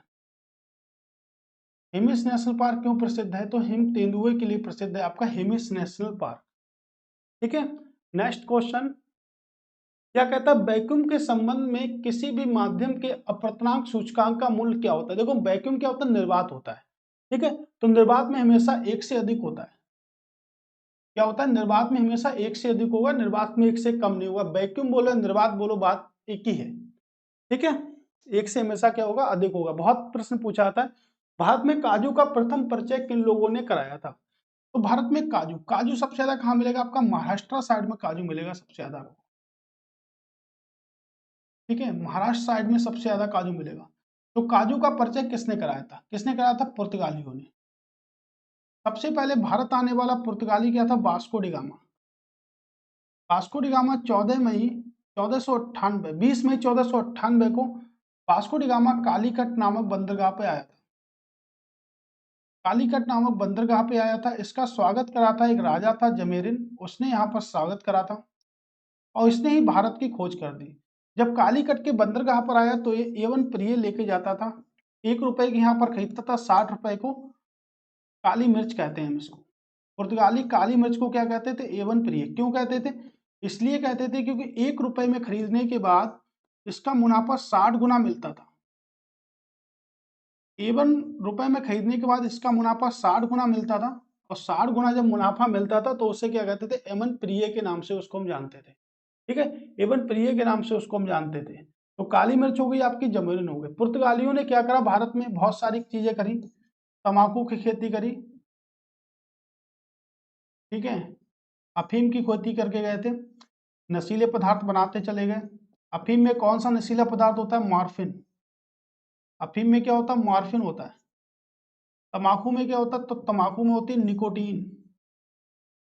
निकोटीन किस में होती है? निकोटीन आपके तंबाकू में होती है। अफीम में क्या होता है? मॉर्फिन होता है। ठीक है, कॉफी में क्या होता है? कैफीन होता है आपके। ठीक है, बहुत सारी। भारत में सबसे पहले प्रिंटिंग प्रेस की शुरुआत करने वाला जो व्यक्ति थे कौन थे? पुर्तगाली थे। प्रिंटिंग प्रेस, जहाज किसने बनाए सबसे पहले? पुर्तगालियों ने बनाए। तो सबसे पहले भारत में प्रिंटिंग प्रेस, जहाज, तंबाकू खेती, अफीम की खेती, शकरकंद की खेती और आपकी जितनी भी खेती थी सब किसने करी? पुर्तगालियों ने करी थी। ठीक है, सबसे पहले कौन पुर्तगाली आया था? वास्को डिगामा आपके आया था। ठीक है, 3 बार भारत आया था वास्को डिगामा। किस भारतीय राष्ट्रपति ने आयरिश स्वतंत्रता संग्राम में भाग लिया और इसके लिए जेल भी गए? तो आयरिश में किसने पढ़ाई की थी? देखिएगा, बीबी गिरी साहब ने पढ़ाई की थी आयरिश में। भारत के तीसरे तीसरे क्या उपराष्ट्रपति, भारत के तीसरे उपराष्ट्रपति और भारत के चौथे राष्ट्रपति के रूप में कार्य किया बीबी गिरी ने। पढ़ाई करने गए थे, आंदोलन में शामिल हो गए आयरस में। ठीक है, याद रखिएगा, पढ़ाई करने गए थे, आंदोलन में शामिल हो गए, भारत के तीसरे उपराष्ट्रपति बने और चौथे राष्ट्रपति बने थे। कौन? बीबी। निर्विरोध चुने जाने वाले व्यक्ति, कोई विरोध करने वाला नहीं था, निर्विरोध चुने जाने वाले एकमात्र राष्ट्रपति कौन? नीलम संजीव रेड्डी। कौन? नीलम संजीव रेड्डी। आर्टिकल नंबर 52 भारत का एक राष्ट्रपति होगा। विश्व पर्यावरण दिवस कब बनाते हैं? तो विश्व पर्यावरण दिवस बनाते कब है? ठीक है, विश्व पर्यावरण के लिए एक अधिनियम आया था जिसे हमने एक्ट का नाम दिया। कब आया था? तो विश्व पर्यावरण एक्ट कब पारित हुआ था? 19 नवंबर 1986 को पारित हुआ था। लेकिन उस दिन नहीं बनाया गया। ये कब बनाया गया? 5 जून को बनाया गया। 5 जून को विश्व पर्यावरण दिवस मनाते हैं और पर्यावरण से संबंधित एक संगठन है आपका जिसे कहते हैं यूनाइटेड नेशन एनवायरनमेंट प्रोग्राम, यानी संयुक्त राष्ट्र पर्यावरण कार्यक्रम। क्या कहते हैं हम इसे? संयुक्त राष्ट्र पर्यावरण कार्यक्रम के नाम से जानते हैं, पर्यावरण कार्यक्रम। ठीक है, के नाम से जानते हैं। इसका जो मुख्यालय है कहां पर? आपके नैरोबी में। आप ठीक है, नैरोबी केन्या में इसका मुख्यालय है। याद रखिए, नैरोबी केन्या में इसका मुख्यालय है। ठीक है, नैरोबी केन्या में इसका मुख्यालय है। यूएनईपी का मुख्यालय कहां पर है? नैरोबी केन्या में इसका मुख्यालय है। ओके, राइट, याद रखिएगा। कब बनाते हैं? 5 जून को बनाते हैं। 5 दिसंबर को क्या बनाते हैं? अभी कुछ देर पहले हमने पढ़ा था, विश्व मृदा दिवस मनाते हैं। विश्व मृदा दिवस मनाते हैं 5। ठीक है, 5 दिसंबर को विश्व मृदा दिवस मनाते हैं। अंतर्राष्ट्रीय आहार निषेध दिवस मनाते हैं। अंतर्राष्ट्रीय आहार निषेध दिवस मनाते हैं। ठीक है, जो भी आहार बेकार होता है उसके लिए 6 मई को बनाते हैं। 1 अप्रैल को ईरान ने अपना स्वतंत्रता दिवस मनाते हैं। ईरान दिवस मनाया जाता है 1 अप्रैल को। ठीक है, याद रखिएगा, 1 अप्रैल को ईरान का स्वतंत्रता दिवस मनाया जाता है। ठीक है, तो पर्यावरण से संबंधित और भी आपके दिवस होते हैं, जैसे जैव विविधता दिवस कब बनाते हैं? जैव विविधता दिवस बनाते हैं 22 मई को। कब बनाते हैं? 22 मई को जैव विविधता दिवस बनाते हैं। ठीक है, अगर बात हम करें, पर्यावरण हो गया आपका, जैव विविधता। वन दिवस की बात करें, अंतर्राष्ट्रीय वन दिवस कब बनाते हैं? तो वन दिवस हम बनाते हैं 21 मार्च को। वेरी वेरी मोस्ट इंपॉर्टेंट है। वन दिवस कब बनाते हैं? 21 मार्च को बनाते हैं। 2 दिवस बहुत इंपॉर्टेंट है जो कि इन्वायरमेंट से संबंधित है। जैव विविधता दिवस, अंतर्राष्ट्रीय फॉरेस्ट दिवस हम बनाते हैं आपके 21 मार्च को बनाते हैं, और आपका जैव विविधता 22 मई को हम बनाते हैं जैव विविधता दिवस। टाइगर दिवस कब बनाते हैं? बाघ दिवस की अगर बात करेंगे, बाघ दिवस आपके 29 जुलाई को बनाया जाता है। कब बनाया था? 29 जुलाई को आपके बाघ दिवस बनाया था। ठीक है, तो इन सबको देख लीजिएगा, वेरी वेरी मोस्ट इंपॉर्टेंट है ये सब पॉइंट आपके। चलिए, नेक्स्ट है कि निम्नलिखित में से कौन सी समिति ऐसी है जो भारत में गरीबी आकलन करने से संबंधित है? ठीक है, लकड़वाला समिति स्थापना हुई थी 1993 में। रंगराजन समिति की स्थापना 1993 में हुई थी। सचिन तेंदुलकर समिति की स्थापना 2004 और 2005 के अंतर्गत हुई थी। सभी की सभी समितियां जो हैं वो आपकी गरीबी रेखा का मापन करती हैं। ठीक है, भारत में गरीबी रेखा का मापन करती हैं, सबकी सब समितियां आपके गरीबी रेखा का मापन करती हैं। भारतीय संविधान सभा में कुल कितनी महिलाएं शामिल थी? तो संविधान सभा में कुल कितनी महिलाएं आपके शामिल थी? ठीक है, तो भारतीय संविधान सभा में शामिल होने वाली पहली महिला कौन थी जिसने संविधान में सिग्नेचर किए? लीला रॉय। क्या नाम था? लीला रॉय। ठीक है, तो संविधान सभा में सिग्नेचर करने वाली पहली महिला लीला रॉय। नंबर 2, एक मुस्लिम महिला थी जो कि संविधान सभा में शामिल हुई, तो एकमात्र मुस्लिम महिला बेगम एजाज, बेगम एजाज महल। ये क्या थी? एकमात्र मुस्लिम महिला थी जो कि भारतीय संविधान सभा में शामिल हुई। सबसे युवा महिला कौन थी? सबसे युवा महिला थी दक्षिणी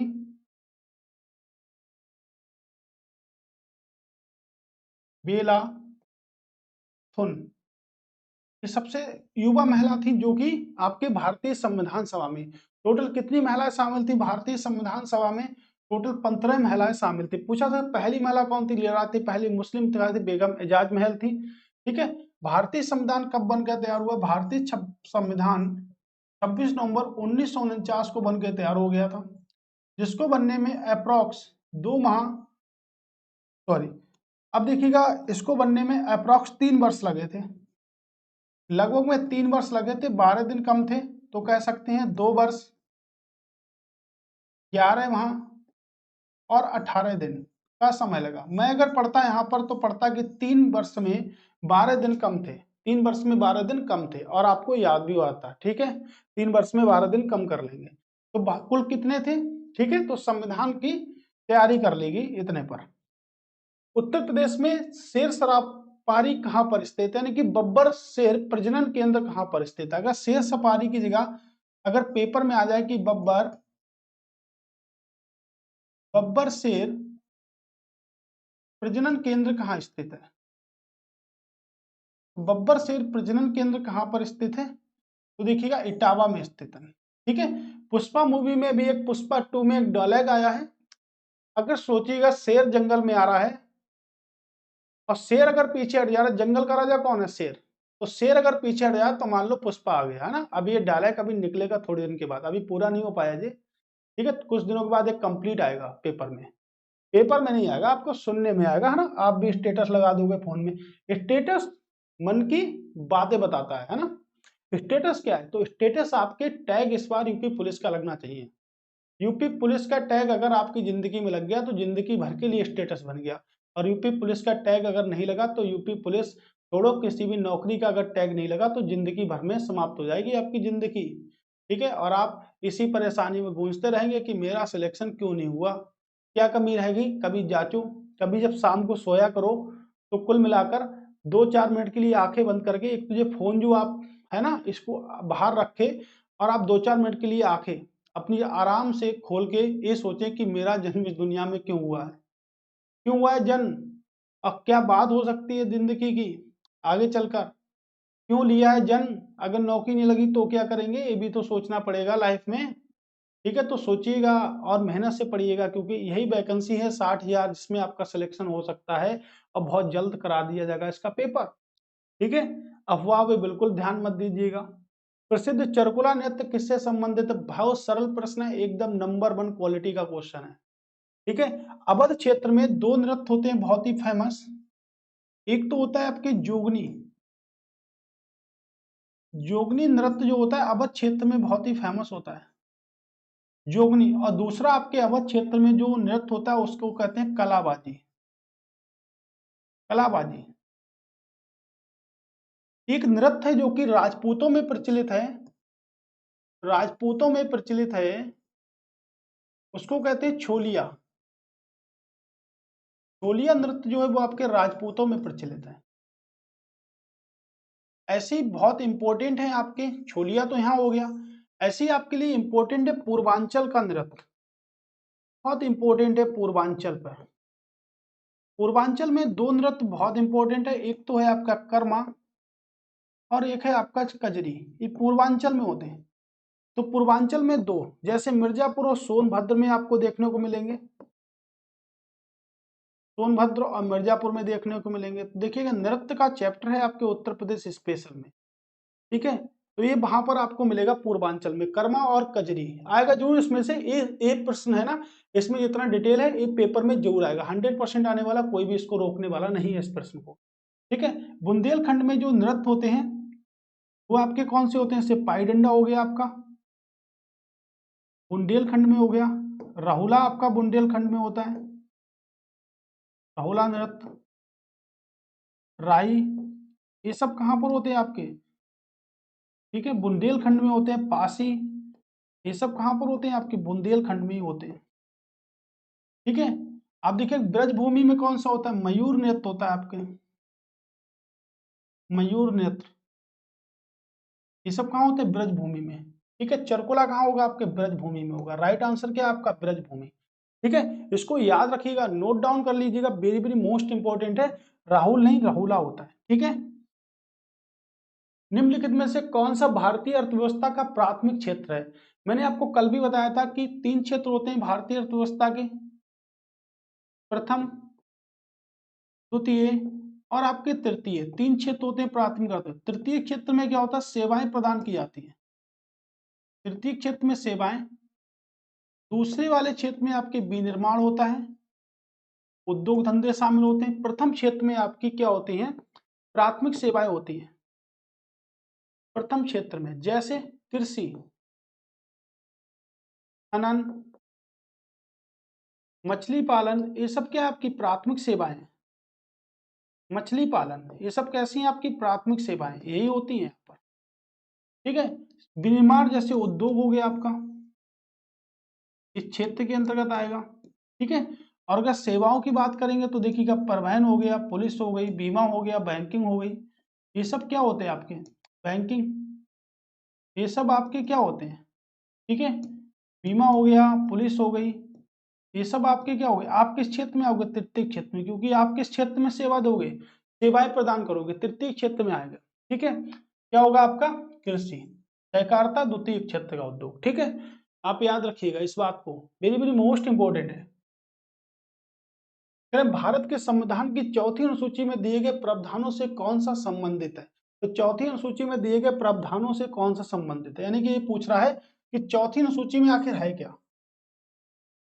संघ व राज्य के मध्य शक्तियों का विभाजन किस अनुसूची में है? अनुसूची नंबर 7, अनुसूची नंबर 7। जब कभी 7 को पढ़ेंगे पूरे डिटेल में तब पढ़ेंगे। आर्टिकल है आपके संबंधित 246, शक्तियों के विभाजन से। राज्य व केंद्र शासित प्रदेशों के लिए राज्यसभा में सीटों का आवंटन, यही आंसर है। तो राज्यसभा में सीटों का आवंटन किस आधार पर होता है? तो जनसंख्या के आधार पर होता है। आधार क्या होगा? बेस क्या होगा? जनसंख्या के आधार। जनसंख्या दिवस कब बनाते हैं? तो जनसंख्या दिवस बनाते हैं 11 जुलाई को, 11 जुलाई को जनसंख्या दिवस मनाते हैं। ठीक है, तो राज्यसभा सीटों का आवंटन जो किया जाएगा वो आपके किसके आधार पर किया जाएगा? तो आपके जनसंख्या के आधार पर किया जाता है। संविधान द्वारा मान्यता प्राप्त भाषाएं किस सूची में है? तो भाषाएं आपकी 8वीं अनुसूची में है। ठीक है, 8वीं अनुसूची में है आपकी भाषाएं। जनजातीय क्षेत्रों का प्रशासन आपके 5वीं और 6ठी अनुसूची के अंतर्गत आता है, एससी व एसटी क्षेत्रों का प्रशासन। ठीक है, असम, मेघालय, त्रिपुरा और मिजोरम भी आपके आते हैं। ठीक है, आयात आयात निर्यात यानी कि इंपोर्ट एक्सपोर्ट बैंक की स्थापना कब हुई? यानी कि इसे बोलते हैं हम एग्जिम बैंक। क्या बोलते हैं इसे हम? तो इसे हम बोलते हैं एग्जिम बैंक। कब स्थापना हुई आयात निर्यात बैंकों की? ठीक है, तो अधिनियम बना था 1981, स्थापना हुई थी 1982 में। कब हुई थी स्थापना? 1982 में। ठीक है, एक उत्तर प्रदेश में एक बैंक का मुख्यालय जिसे कहते हैं सिडबी बैंक, प्रीवियस ईयर पूछा भी गया था, कहाँ है? लखनऊ में। सिडबी बैंक का मुख्यालय आपके कहाँ पर है? लखनऊ में। लखनऊ किस नदी के किनारे है? गोमती नदी। परेशान ना होइएगा, उत्तर प्रदेश स्पेशल में एक एक छाट छाट के क्वेश्चन पढ़ाएंगे आपको, एक एक छाट छाट के क्वेश्चन यहाँ से पढ़ाएंगे। ठीक है, चलिए। प्रथम भारतीय महिला जिसने एशियाई खेलों में 400 मीटर दौड़ में स्वर्ण पदक जीता था, तो 400 मीटर में स्वर्ण पदक जीतने वाली महिला कौन थी? बताइएगा। के मल्लेश्वरी, ओलंपिक में कांस्य पदक जीतने वाली या ओलंपिक में पहला पदक जीतने वाली महिला? ओलंपिक में कांस्य पदक जीतने वाली प्रथम महिला, कांस्य पदक जीतने वाली प्रथम महिला कहाँ जीता? Sydney Olympic. सिडनी कहाँ पर? आपके ऑस्ट्रेलिया में। ठीक है, तो कमलजीत सिंधु। आंसर क्या होगा? 400 मीटर में एशियाई खेलों में स्वर्ण पदक जीता था किसने? कमलजीत सिंधु ने जीता था। कह रहे सार्क की पहली बैठक कहाँ हुई? SAARC, very very most important. क्या होगा full form? South Asian association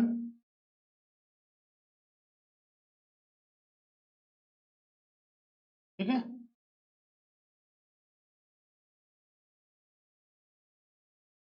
regional corporation. ठीक है, अगर हिंदी में हम लिखें तो दक्षिण एशियाई सहयोग संगठन। ठीक है, तो आपका सार्क हो गया। सार्क का मुख्यालय की बात करेंगे, मुख्यालय कहां पर है? आपके ढाका में। मुख्यालय कहां पर है? आपके ढाका, बांग्लादेश में इसका मुख्यालय है। ठीक है, सही है क्या? बताइएगा, सार्क का मुख्यालय आपके बांग्लादेश में है क्या? वैसे आप लोगों से पूछ रहा हूं कि आप लोग बताइएगा सार्क का मुख्यालय बांग्लादेश में है या नहीं। देखिए, सार्क का मुख्यालय बांग्लादेश में नहीं, लेकिन स्थापना बांग्लादेश में की गई थी। क्या स्थापना कब की गई थी? तो बांग्लादेश में इसकी स्थापना की गई थी। देखिए, कंफ्यूजन आपको मैंने बता दिया, कंफ्यूजन आपके लिए है भी। अब देखिएगा, एक मुख्यालय है जिसे हम कहते हैं बिम्स्टेक, बिम्स्टेक। ठीक, और एक है हमारे पास में सार्क। एक है बिम्स्टेक और दूसरा है सार्क। बिम्स्टेक का मुख्यालय कहां पर है? सार्क का मुख्यालय, सार्क का मुख्यालय पेपर में पूछा गया, बिम्स्टेक का भी मुख्यालय पेपर में पूछा गया आपके। तो सार्क का मुख्यालय काठमांडू, और काठमांडू कहां पर है? आपके नेपाल में है। तो नेपाल काठमांडू में सार्क का मुख्यालय, राइट। अब बिम्स्टेक का मुख्यालय कहां पर है? तो बिम्स्टेक का मुख्यालय आपके ढाका, बांग्लादेश में। अब क्लियर हो गया आप लोगों को? अभी मुझे भी कंफ्यूजन था क्या? अच्छा, ठीक है। ठीक है, अब आपका क्लियर हो गया एकदम। ठीक है, इसके देखिएगा 8 मेंबर सदस्य हैं। लेटेस्ट अभी अफगानिस्तान बना था इसका।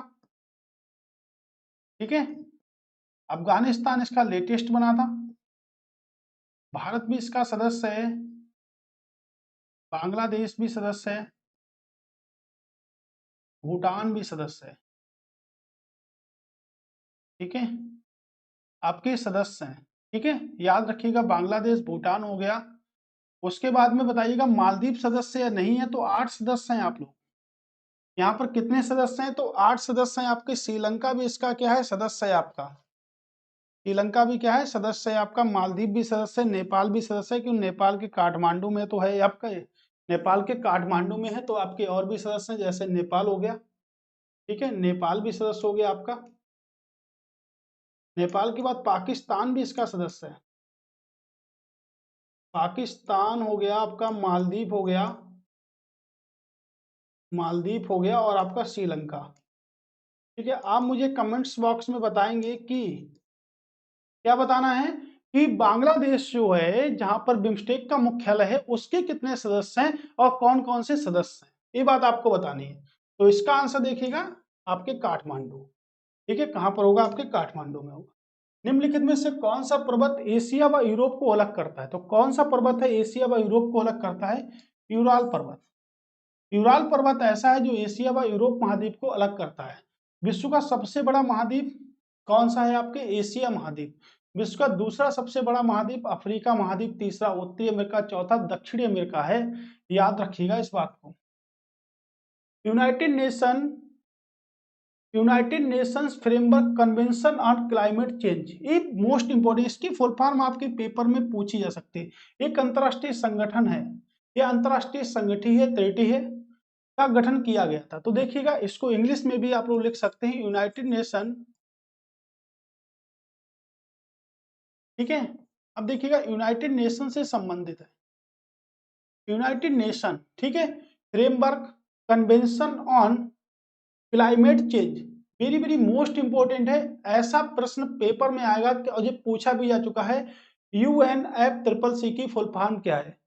स्टॉकहोम 1972 में संयुक्त राष्ट्र संघ के मानव पर्यावरण सम्मेलन कन्वेंशन में किया गया नहीं। इसका संबंध इससे नहीं है, इसका संबंध यूएनएफसीसी का रियो डी जेनेरियो से है, जहां पर रियो डी जेनेरियो लिखा है भाई इसका आंसर भी है।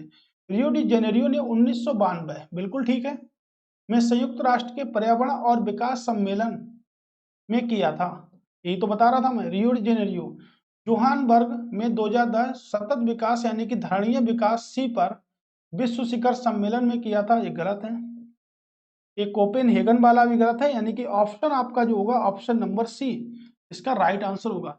ठीक है, सॉरी ऑप्शन नंबर बी इसका राइट आंसर होगा, क्योंकि जहां पर आपको ए दिखे UNFCCC आपको दिखे वहां पर आपको फुल फॉर्म बिल्कुल याद रखनी है, United nation framework convention of climate change, यानी कि किससे संबंधित है, जलवायु से संबंधित होगा। रियो डी जेनेरियो में हुआ था, ये पृथ्वी सम्मेलन से भी इसका संबंध है। ठीक है, याद रखिएगा इस बात को, बड़े बड़े प्रश्न भी हैं आपके पास। रक्त व लौह की नीति किसने अपनाई? रक्त व लौह की नीति किसने अपनाई? बलबन की अगर बात करेंगे तो 1266 से लेकर 1287 तक का शासन किया था बलबन ने। अलाउद्दीन खिलजी ने शासन किया था 1296 से लेकर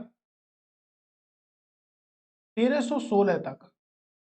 मोहम्मद बिन तुगलक ने शासन किया था 1225 से लेकर 1325 से लेकर 1351 तक। बाबर ने शासन किया था 1526 से लेकर 1530 तक। मैंने आपको हिस्ट्री में आपको सिर्फ शासन याद होने चाहिए। ठीक है, शासन आपको याद है, आप आंसर कर दे। रक्त व लौह की नीति किसने अपनाई? तो रक्त व लौह की नीति किसने अपनाई? बलबन ने अपनाई। रक्त व लौह की नीति बलबन ने अपनाई थी।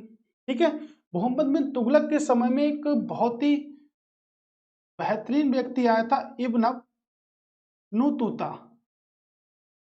इब्न तूता किसके समय में आया था? मोहम्मद बिन तुगलक में इसके समय आया था। इसे पागलों का राजा कहते थे, क्योंकि बहुत पढ़ा लिखा था। पागलों का राजा कहते थे इसे, किसको? मोहम्मद बिन तुगलक को।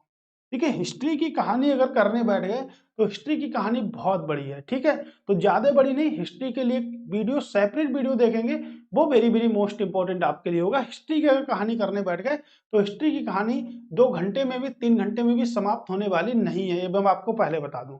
ठीक है, history very very most important है, तो हिस्ट्री में ज्यादा नहीं। टीपू सुल्तान कहाँ का शासक था? तो टीपू सुल्तान आपके मैसूर का शासक था। इसका मकबरा कहाँ? श्रीरंगपट्टनम में। श्रीरंगपट्टनम में इसका मकबरा है। और कहाँ का शेर था ये? मैसूर का शेर था। मृत्यु कब हुई? 1799 में। जब मृत्यु हुई तो उस समय जो वायसराय था, कौन था? वायसराय तो नहीं था, लॉर्ड बेलेजली। देखिएगा, लॉर्ड बेलेजली का जो शासन काल है वो 1798 से लेकर 1805 तक रहा।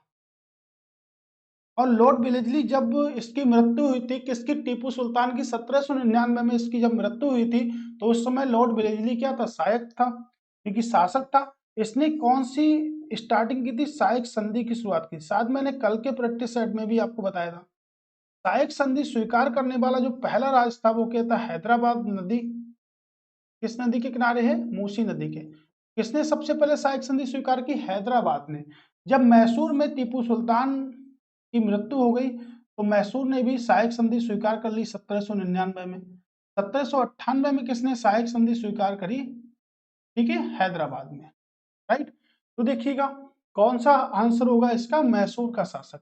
कहाँ का शासक था? मैसूर का। विजयनगर के बारे में अभी हमने पढ़ा था। संविधान का 52 संविधान संशोधन किससे संबंधित है? 52 संविधान संशोधन कब हुआ था? 52 संविधान संशोधन 1985 में। और 52 संविधान संशोधन आपके किस अनुसूची से संबंधित है? तो 10वीं अनुसूची से। अब प्रश्न ये भी बन सकता है कि 10वीं अनुसूची का संबंध किससे है? तो 10वीं अनुसूची का संबंध किससे है? यह बोला जाए 52 संविधान संशोधन, 52 संविधान संशोधन का संबंध किससे है? दोनों में से कोई सी भी बात हो सकती है। जो बात आपको ठीक लगे वो आप याद कर लो, क्योंकि आपको याद तो पूरा ही करना है। ठीक है, पूरा ही याद करना है, छोड़ना कुछ भी नहीं है। किससे संबंधित है? दल बदल से। दल बदल कानून से संबंधित है। दल बदल कानून से संबंधित। ठीक है, तो आंसर क्या होगा? दल बदल कानून। आरक्षण से। आपके भारतीय संविधान में बहुत सारे आर्टिकल हैं, बाद में पढ़ेंगे।